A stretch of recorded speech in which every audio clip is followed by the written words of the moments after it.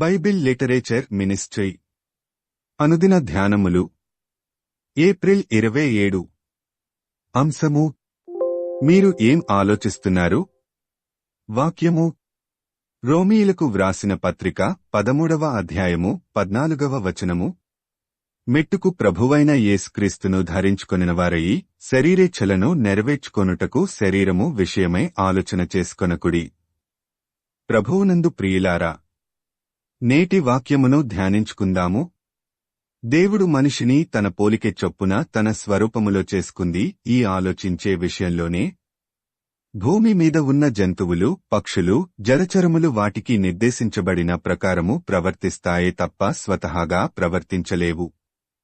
వాటికి కూడా స్వతహాగా ఆలోచించే శక్తి ఉంటే అవి కూడా మనుష్యుల్లాగానే స్వార్థంతో ఉండేవేమో. భూమి మీద ఉన్న ఏ కుక్క అయినా విశ్వాసముగానే ఉంటుంది. మనుష్యుల్లో మాత్రం వారి ఆలోచనలు భిన్నంగా ఉంటాయి. మనుష్యుల ఆలోచనలు ఎప్పుడూ తనకు సంబంధించినవై స్వార్థపూరితంగా ఉంటాయి. మనం ఒప్పుకున్నా ఒప్పుకోకపోయినా మన ఆలోచనలన్నీ ఈ లోక సంబంధంగానే ఉంటాయి. ప్రతి ఒక్కరి ఆలోచనలు శరీర సంబంధమైనవే తప్ప ఆత్మ సంబంధంగా ఉండవు. 24 గంటల్లో ఎక్కువ సమయం మన గురించే ఆలోచిస్తాము. దేవుని గురించి ఆలోచించే సమయం చాలా తక్కువగా ఉంటుంది. అసలు ఉండకపోవచ్చు కూడా. ఎవరైనా ఎక్కువగా బాధపడుతున్నా, భయపడుతున్నా, చింతిస్తున్నా, దిగులుపడుతున్నా అది కేవలం వారి గురించి వాళ్లు ఎక్కువగా ఆలోచించుకోవడం వల్లనే తప్ప వేరే కారణం ఏమీ ఉండదు. పోనీ వాళ్లు అంతగా ఆలోచించి అలసిపోయినందువల్ల ఏమైనా ప్రయోజనం ఉంటుందా అంటే అస్సలు ఉండదు. అయినా సరే అలా ఆలోచించడానికి అలవాటు పడిపోతారు.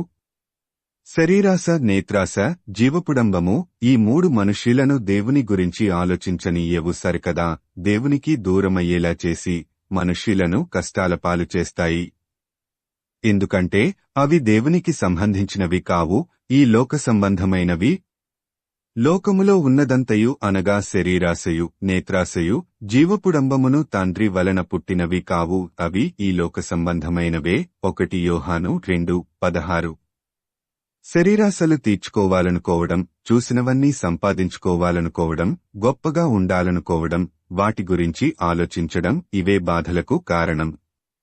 పైగా అవన్నీ ఇవ్వమని దేవునికి ప్రార్థన చేస్తూ గోజాడుతుంటాము. మనం దేవుణ్ణి ఏమి అడిగినా శరీర సంబంధమైనవే కదా అడుగుతాము. మనకు జరిగే ప్రతి కీడుకి కారణం మన ఆలోచనా విధానమే. మన ఆలోచనలన్నీ ఈ లోక సంబంధమైన శరీరేచ్ఛల గురించే కాబట్టి మన జీవితం మనకు ఒక పోరాటంలా అనిపిస్తుంది. మీలో యుద్ధములను పోరాటములను దేని నుండి కలుగుచున్నవి? మీ అవయవములలో పోరాడు మీ భోగేచ్ఛల నుండియే గదా. యాకోబు 4:1. అందుకే మన ఆలోచనా విధానం మారినంత కాలం కష్టాలు, బాధలు మనతోనే ఉంటాయి. నీ ఆలోచనలు ఎప్పుడైతే ఆత్మ సంబంధమైనవై, నన్ను దేవుడు ఎందుకు ఈ భూమి మీద పుట్టించాడు, నేను దేవుని కోసం ఏమి చెయ్యగలను అని దేవుని గురించి ఆలోచిస్తుంటావో అప్పుడు నీ గురించి నీవు ఆలోచించుకోవు. నీ గురించి నువ్వు ఆలోచించుకోనప్పుడు నీ కష్టాలు, బాధలు నీకు కనబడవు. దేవుని గురించిన ఆలోచనలతో నీ జీవితం సాగుతున్నప్పుడు నీవు క్రీస్తును ధరించుకోగలవు. దేవుని గూర్చి ఆలోచిస్తూ ధ్యానిస్తుంటే దేవుడు నీతో ఉండటానికి ఇష్టపడతాడు. నీ గురించి కాక దేవుని గురించి ఆలోచించుటకు నీవు సిద్ధమా? ప్రార్థించుకుందాము. ప్రభువా, ఈ లోకంలో మేము జీవించినంత కాలము మా శరీరేచ్ఛలను గురించి ఆలోచించుకొనక నీ గురించి ఆలోచించునట్లు మాకు కృప దయచేయమని యేసయ్య నామమున అడుగుచున్నాము తండ్రి. ఆమేన్. ప్రభువునందు ప్రియులారా, మార్కు సువార్త 16వ అధ్యాయము 15వ వచనములో మీరు సర్వలోకమునకు వెళ్లి సర్వసృష్టికి సువార్త ప్రకటించుడి అని యేసు ప్రభువు చెప్పాడు. కాబట్టి సువార్తను ప్రకటించడంలో భాగంగా ఈ వాక్యమును మీ స్నేహితులు, బంధువులకు షేర్ చేయమని ప్రభువు నామమున కోరుతున్నాను. దేవుడు మిమ్మును దీవించునుగాక.